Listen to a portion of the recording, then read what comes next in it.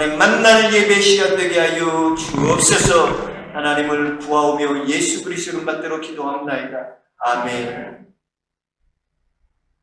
하나님 말씀 보겠습니다. 하나님 말씀 사도행전 5장 오늘 12절부터 마지막 절 42절까지 기도하겠습니다. 사도행전 5장 12절부터 42절까지 좀 깁니다. 사도들의 손을 통하여 민간의 표적과 기사가 많이 일어나매 믿는 사람이 다 마음을 같이하여 솔로몬 행각에 모이고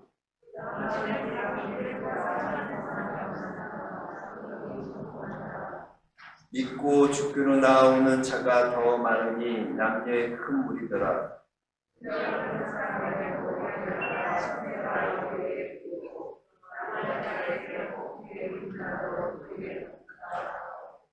예루살렘 부근에 수많은 사람들도 모여 병든 사람과 더러운 귀신에게 괴롭받는 사람을 데리고 와서 다 나음을 얻으니라.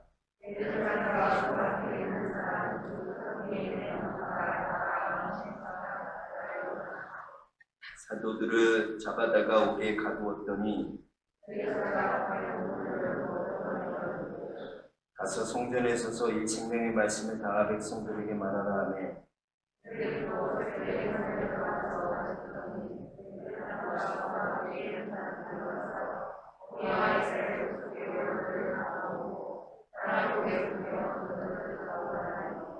그 아들이 가서 옥에서 사도들을 보지 못하고 돌아와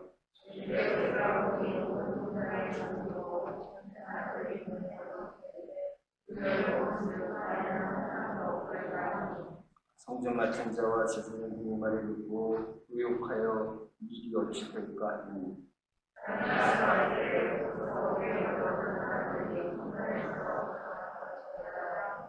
성전 맡은 자가 그 아들과 같이 가서 그들을 잡아봤으나 강제로 못한 백성들이 돌로 칠까 두려워합니다. 그런데 우리가 이 이름으로 사람을 가르치지 말라고 언급하였을 때 너희가 가르침을 예루살렘에 가득하게 하니 이 사람의 피를 우리에게로 돌리고자 합니다.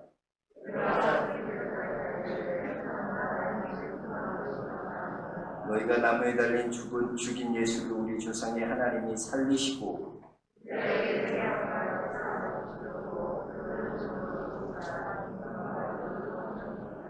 우리는 이 일의 증류 하나님이 자기에게 순종하는 사람들에게 주신 성령도 고려함이라 하더라.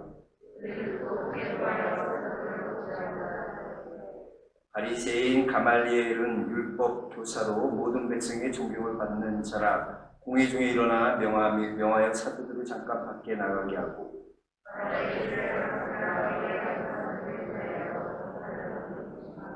전에 두다가 일어나 스스로 선전하며 사람이 약 400명이나 따르더니 그가 죽임을 당하는 사람들이 따르던 모든 사람들이 흩어져 없어졌고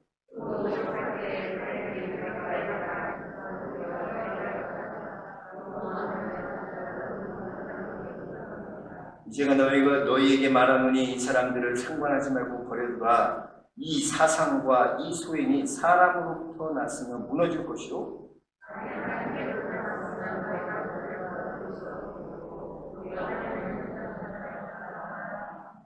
그들이 옳게 여겨 사도들을 불러들여 채찍질하며 예수의 이름으로 말하는 것을 금하고 놓으니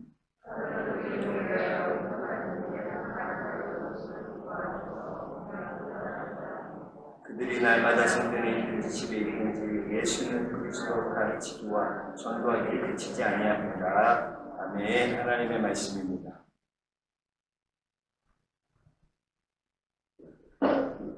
할렐루야.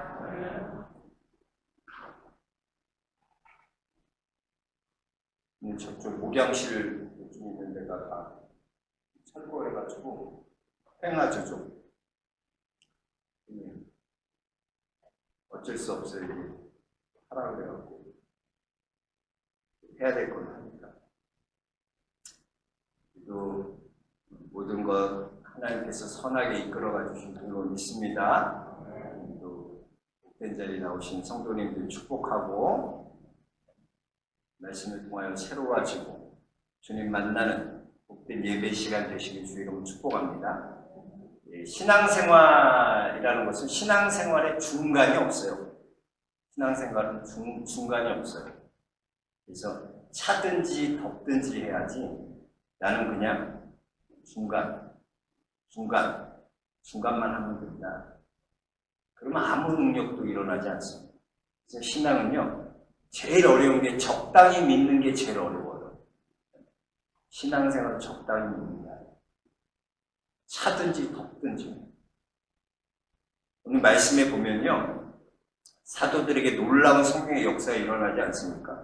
표적과 기사가 나타나고 또 마음을 같이하여 하나님을 예배하니까 남녀의 큰 무리가 다 하나님 믿게 되었어요.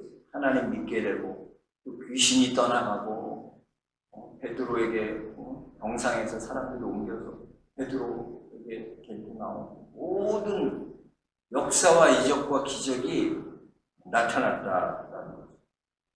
이렇게 놀라운 부흥을 경험하게 되었어요. 하나님이 함께 하시면 성령이 임하시면 놀라운 부흥의 역사가 일어나는 줄 믿습니다.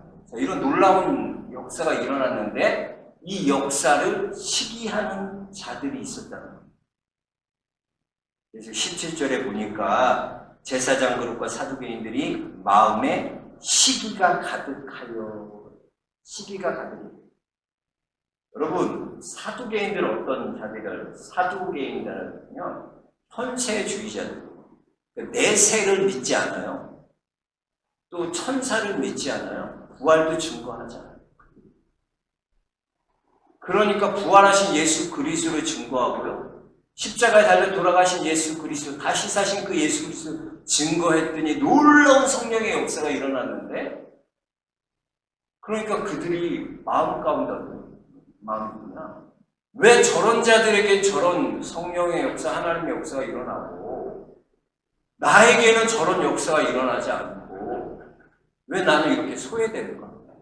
그래서 이 시기가 일어나는 것은 성령의 임재에 대한 소외 때문에 이들은 하나님의 임재를 경험하지 못했기 때문에 소외되고 소외감을 느끼게 된 거예요. 그래서 이들의 시기의 그 원인은 뭐냐? 소외에서 왔다는 거죠. 소외감을 느꼈다는 거죠. 나는 쓰임받지 못하는데 왜 저런 자들, 볼품없는 저런 자들, 저런 사도들은 저렇게 쓰임받고 놀라운 기적과 이적을 나타내나? 그리고 믿는 자들이 어떻게 저렇게 많아지나? 왜 나는 쓰임받지 못할까? 라는 생각에 시기심이 드는 것입니다. 그렇습니다, 여러분. 생명이 있는 교회, 성령이 임재하는 그 교회는 핍박당하고 사람들에게 좋아하지 않습니다. 사람들이 교회에요, 성령이 충만하고 성령이 임재하고 그러면 핍박을 와요. 좋아하지 않아요. 왜? 임재에 대한 소외 때문입니다. 보세요. 가인과 아벨이요, 똑같이 하나님께 제사를 드렸잖아요. 그잖아요. 가인도 제사를 안 드린 게 아니에요. 가인도 제사를 드렸고 아벨도 제사를 드렸어요. 그런데 보니까 하나님이 누구의 제사만 받으셨어요? 아벨의 제사를 받으셨다. 아벨과 그의 제사를 받으셨다. 그럼 가인이 어떻게 해야 돼요? 아, 내 제사가 잘못됐구나. 아벨의 제사만 받으셔? 어떻게 하나님 그러실 수 있어? 그러면서 돌에 들어서 아벨을 쳐 죽여야 됩니까? 아니죠. 내 예배가 잘못됐구나. 내 제사가 잘못됐구나. 나도 아벨처럼 하나님 앞에 그런 제사를 드려야 되겠다. 생각해야 돼. 그런데 가인은 그렇지 않았어요. 시기심이 불탔어요. 네가 뭔데 왜 하나님이 네 제사만 받으셔? 그리고 동생을 죽이게 되는 것입니다. 사람이 그래요. 아벨과 같은, 가인과 같은 마음이 우리에게 있는. 여러분, 소외감 그대로 머물러 있으면요, 정말 그런 끔찍한 그런 가인과 같은 결과를 가져올 수 있다는 거예요. 소외된 상태 그대로 머물러 있으면 안 돼요. 충성된 일꾼의 자리, 헌신의 자리로 나아가야지 소외된 상태로 그대로 있어서는 안 되는 거예요. 주의 이름 그렇습니다. 나 아니면 누군가 하겠지. 그런 생각 갖고 일하면 안 돼요. 뭐 교회에 사람들 많으니까 장로님도 있고 안수 집사님도 있고 권사님도 있으니까 나는 뭐 뒤로 좀 물러나 있지. 교회 이름 그렇게 소외시키면 안 돼. 소외감 갖고 하면 안 돼. 헌신의 자리, 충성된 일꾼의 자리로 내가 나아가야지 뒷짐지고 구격분의 자리로 나아가면 안 돼요. 가인처럼 된다니까요. 아주 무서운 거야. 언젠가는 내 안에 시기가 가득해서 끔찍한 가인과 같은 결과를 가져오게 됩니다. 그래서 여러분, 교회 일할 때, 주의 일을 할 때 뒷짐지고 있으면 안 돼요. 헌신의 자리, 축복의 자리로 나아가야 될 줄로 믿습니다. 오늘 19절 보세요. 19절 봤더니 주의 사자가 밤에 옥문을 열고 끊어내어 이르되, 자, 다 옥에 가두었는데 사도들을 다 잡아서 옥에 가뒀어요. 그런데 어떤 일이 일어났어요? 주의 사자가 밤에 옥문을 열고 끌어냅니다. 그러니까 갇혀 있었던 그 사람들이 주의 사자 천사를 보내셔서 그들을 다 거기서 기적으로 그들을 끌어내셨다. 이끌어내셨다. 탈옥시켰다. 하나님이 사자를 보내서 감옥에 있는 사도들을 다 탈옥시켰다. 풀어주셨다. 여러분 항상 보면 기적은요 그냥 일어나지 않습니다. 우리 삶 가운데 기적에는 메시지가 있어요. 하나님께서 기적을 주실 때 그 기적 안에는 메시지가 있는 거예요. 왜 하나님께서 이렇게 천사들, 사자들을 보내셔서 그 제자들을 다 끌어내셨는가? 거기에는 다 이유가 있는 거예요. 그냥 그렇게 하신 기적이 아니라 이유가 있다. 우리도 마찬가지예요. 내 삶에 기적이 일어날 때, 내 삶에 알 수 없는 놀라운 기적이 나타날 때 그 기적을 주시는 그 주님의 메시지를 읽을 줄 알아요. 왜 내게 이런 기적이 왔을까? 왜 내가 이런 걸 경험하게 하셨을까? 그런 메시지를 봐야 되는 거예요. 오늘 천사를 통해서 옥문을 열어주시고 사도들을 다시 사명의 자리로 나가게 하신 기적에는 메시지가 있었다는 거예요. 그래서 오늘 이 기적의 메시지가 어떤 것인지, 왜 그 사도들을 다 사자를 보내셔서 풀어내신 건지, 탈옥시키신 건지, 그 기적의 메시지가 무엇인지 말씀을 중심으로 좀 한번 생각해 보면서 하나님의 은혜를 기다리고자 합니다. 먼저 이 기적에는요 메시지가 있는데, 첫 번째 사두개인들에게 주는 메시지가 있다는 거예요. 자, 사두개인들이 어떤 자라 그랬어요? 사두개인들은 현세주의자라 그랬어요. 내세를 믿지 않아요. 천국을 믿지 않아요. 천사도 믿지 않아요. 부활도 믿지 않아요. 그런데 오늘 보니까 하나님이 누굴 보내세요? 천사를 보내세요. 사자를 보내세요. 그래서 옥문을 열어주셨어요. 이것은 사두개인들에게 주시는 메시지인데, 이것은 뭐냐? 너희도 변화해야 된다. 사두개인들은 선입견을 갖고 있었어요. 부활도 없다고 생각해요. 천사도 없어. 내세도 없어. 그러나 하나님께서는 그런 그들에게 아니야, 내가 천사를 보내잖아. 너희 천사 봐. 천사를 동원하셔서 너희가 없다고 말하는 것, 너희가 믿지 못하는 것, 그것을 보여주시는 거예요. 천사 없다고 했지, 니네 못 믿지, 자 봐라. 천사가 있다. 그러니까 하나님께서는 사도개인조차도 변화받기를 원하십니다. 핍박하고 박해하는 그들조차도 사랑하셔서 그들이 알 수 있는 언어로 설득하시는데, 그게 뭐냐? 니네가 없다고 말하는 그 천사 내가 보여줄게. 있잖아, 천사 이렇게. 너희가 믿지 못하는 거 내가 보여줄게. 믿어야 된다. 설득하시는 거예요. 하나님이 사랑으로 지금 사두개인들을 설득하고 계시는 거예요. 그래서 로마서 12장 2절에 보면 너희는 이 세대를 본받지 말고 마음을 새롭게 함으로 변화를 받아 하나님의 선하시고 기뻐하시고 온전하신 뜻이 무엇인지 분별하도록 하라. 여러분 그렇잖아요. 사랑하지 않으면요 관심도 없어요. 사랑하지 않으면요 그냥 그렇게 살도록 내버려둬요. 하나님께서 사두개인들을 사랑하시기 때문에 신경 쓰이시고 그래서 그들이 알 수 있는 언어, 너희들은 그게 참 중요한 거예요. 아이들이 알 수 있는 언어로 말해줘요.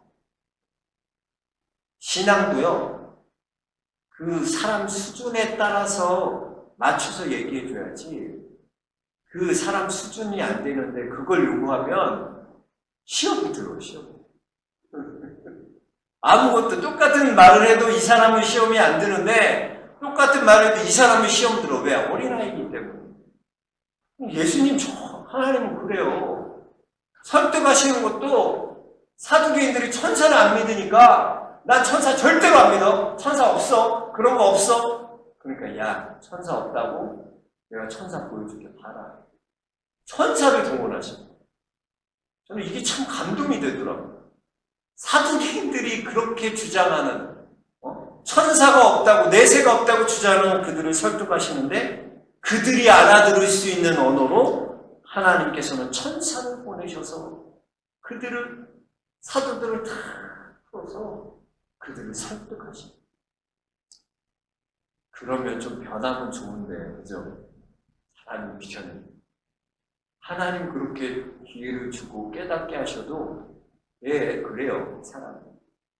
다 존귀에 처하지만 깨닫지 못하는 자는 멸망하는 짐승과 같은데 내가 하나님이 나를 아무리 존귀케 여겨주고 사랑하고 이렇게 기회를 줘도 그 기회를 깨닫지 못하게 되면 멸망할 수밖에 없어요. 그렇잖아요. 생각해 보세요. 아무리 이게 구원이고 좋은 걸 알려줘도 믿지 않으면 구원이 없잖아요. 깨달아야죠. 사두개인들이 알 수 있는 언어를 이렇게 얘기해 주셨으면 맞아, 깨달아야 되는데 사람이 그렇지 않아요. 우리 인생 살아보면 그래요. 사람이 이렇게 좋게 얘기하면 우리 애들도 보면 좋게 얘기하면 야 이렇게 해라 이렇게 해라 그러면 에이 까불고 그냥 막 큰 소리 치고 막 화내고 막 그러면 왜? 훅 밀려날 짓이잖아. 좋게 말하면 알아들을 수 있는 언어로 얘기해 줄 때 깨닫는 것이 복이야. 사두개인들 못 깨닫잖아. 돼지사람들 못 깨닫잖아. 참 안타깝더라고. 야 어떻게 이렇게 했으면 보여주셨으면 그럼 우리 그러잖아. 맨날 눈으로 하나님 보여주세요 있는지 그럼 보여주고 믿어야지. 봤는데도 안 믿는다니까. 그게 사두개인. 사람들 아무리 봐도 안 믿는 사람 안 믿어요. 네. 참 미련한 거야. 하나님 이렇게 역사해 주셨는데도 그들은 믿지 않아요. 여러분 우리가 하나님이 깨닫게 하여 주실 때 그걸 깨달아 아는 것 하나님이 설명해 주실 때 맞아 깨달아지는 건 그것이 내게 은혜고 축복인 줄로 믿습니다. 그리고 또 하나는 제자들에게 주는 메시지라는 거죠. 자, 감옥에 있는 제자들의 입장을 한번 생각해 봅시다. 자, 복음을 전해야 될 자들이 다 잡혀갔어요. 사도들이 잡혀있어요. 그러면 사도들 어떻게 생각해요? 우리가 잡혀있으니까 다 끝났다. 하나님이 어떻게 일하시지? 우리가 잡혀있는데 하나님이 어떻게 일하시지? 그런데 여러분, 그렇지 않아요. 그들이 비록 잡혀있지만 하나님은 하나님대로 하나님이 일을 행하십니다. 그들로 그걸 알죠. 너희들이 아무것도 할 수 없어요. 하나님 내가 잡혀있기 때문에 끝이에요. 우리 어떻게 해요? 이제 못해요. 주의 복음 못 전해요. 어떻게 해요? 니네가 보면 방법이 없지. 그러나 하나님의 일은 멈추지 않는 거야. 너희는 가만히 있어. 내가 할 거야. 천사를 동원해 주자. 하나님이 하시죠. 그리고 그들이 다 불러내줘. 그럼 가. 하나님이 하시죠. 여러분, 하나님이 일하시고, 하나님이 일하시고. 이스라엘이 출애굽에서 나올 때 보세요. 앞에는 뭐가 놓여? 홍해가 놓여 있잖아요. 뒤에 있는 애굽에서 막 군사들이 따라와서 죽이려고 막 그래. 앞으로도 갈 수 없고 뒤로도 후퇴할 수도 없고 홍해는 앞에 놓여져 있고. 어떻게 그때 모세가 뭐라고요? 너희는 가만히 서서 오늘 너희에게 행하시는 구원을 보라. 여호와의 구원을 보라. 너희는 뭐야? 가만히 서서. 그러니까 너희가 일할 게 아니야. 너희가 이런 문제 있지. 이거 어떻게 우리가 헤쳐나가지? 이거 어떻게 하지? 너희가 할 게 아니야. 너희는 가만히 서서 오늘 여호와께서 너희를 위해 구원하실 그 구원을 보라. 하나님이 일하신다. 우리가 그래요. 미련해서 우리가 생각하는 방법이 한 100가지 정도 있다고 해요. 그것도 대단한 거죠. 수가 백수가 있는 거. 근데 그게 다 막히면 이제 못할 거라고 생각해. 그게 우리 한계야. 그러나 주의 이름 그렇지 않아요. 주님이 일하십니다. 그러니까 자꾸 우리가 한계를 넘어서야 돼요. 내 안에 그런 한계를 만들지 말아요. 하나님이 일하시면 한계가 없는데 자꾸 우리는 우리 스스로 한계를 만들어내. 이렇게 잡혀있으니까 어떻게 하지? 이제 하나님은 어떻게 일하시지? 그러니까 하나님 보여주신 거야. 니네가 봐라 내가 천사 보낼게. 니네 다 하나. 여러분 우리는 그래요. 우리가 주의 일을 한다고 생각하지만 그렇지 않아요. 주님이 주의 일을 해가시죠. 우리는 뭐 했는데나 주의 일을 하는 걸 가만히 서서 주님이 하시는 구원을 바라보고 그게 뭐냐? 오늘 보니까 29절에 보니까 베드로와 사도들이 대답하여 이르되 사람보다 하나님께 순종하는 것이 마땅하니라. 그래서 우리가 해야 될 건 뭐예요? 마땅히 해야 될 건 뭐예요? 하나님께 순종하는 것. 할렐루야. 우리가 해야 될 일은 하나님이 일하시고 우리는 순종합니다. 그러면 하나님이 일하시는 것을 보게 되는 거예요. 그리고 42절 보세요. 42절 보니까 그들이 날마다 성전에 있든지 집에 있든지 예수는 그리스도라고 가르치기와 전도하기를 그치지 아니한다.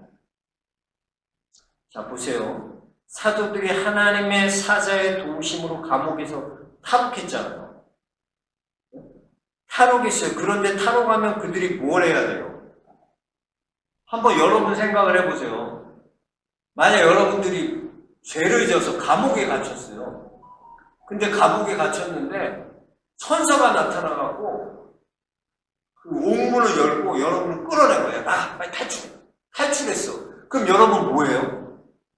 숨겠죠. 그렇지 않아요? 감옥에서 나왔으면 숨어야죠. 도망가야죠. 이제 보이지 않는 곳에 숨어야죠. 근데 이들은 어떻게 하고 있는지 보세요. 25절 보세요. 사람이 와서 알리되 보소서. 옥에 가두었던 사람들이 뭐하고 있나? 성전에 서서 백성을 가르치더이다 하니. 이상하지 않아요 좀? 탈옥했으면 숨어야죠. 당연하죠. 그런데 여러분 그들은 하나님이 주신 축복, 하나님이 주신 은혜, 그 탈옥해서 나온 그 은혜를 어디에 사용하고 있어요? 숨는 데 사용하지 않는다니까요? 자기 편리를 위해서 사용하지 않는다니까요? 성전에서 가르치는 거예요. 계속 주의 복음을 전하는 거예요. 그러니까 뭐예요? 그들은 그 받은 은혜를 사명 완수하는 데 사용하고 있어요. 이게 다른 거예요. 이게 정말 다른 거예요. 여러분 한번 생각해 보세요. 여러분이요. 하나님께 받은 복이 있다고 생각해 보세요. 여러분이 물질의 복을 받던 건강의 복을 받던 다른 어떤 복을 하나님이 주셨어. 그렇죠? 하나님이 주셨어. 그럼 그걸 여러분 뭐에 사용하고 있어요? 여러분 편리를 위해서 좋은 차로 바꾸고 작은 차에서 큰 차로 바꾸고 작은 집에서 큰 집으로 바꾸고 우리의 받은 은혜와 축복은 우리 뭘 사용하냐면 더 편리하게 살고 더 잘 사는 데 사용해. 나를 위해 더 잘 사는 데 사용해. 그러나 사도들은요, 하나님이 은혜 주시고요, 축복 주시고요, 하나님 그들을 풀어주셨더니 뭐에 사용하나? 사명 감당하는데, 사명을 완수하는데 사용하는. 이게 우리랑 달라. 내가 하나님한테 복 받았는데, 하나님 내게 이런 복을 주셨는데, 나는 그 복을 어떻게 사용하는지 압니까? 정말 하나님이 주신 그 사명을 완수하는 데 사용하고 있습니까? 아니면 나의 편리와 나의 이익을 위해서 사용하는 사람입니까? 하나님의 사명을 위해 사용하는 성도들 되시기 주의 이름으로 축복합니다. 그럼 사명을 위해 하는 거예요. 그래주는 것도 사명을 위해 하는 거예요. 보면은 이번에 우리가 VIP 초청주의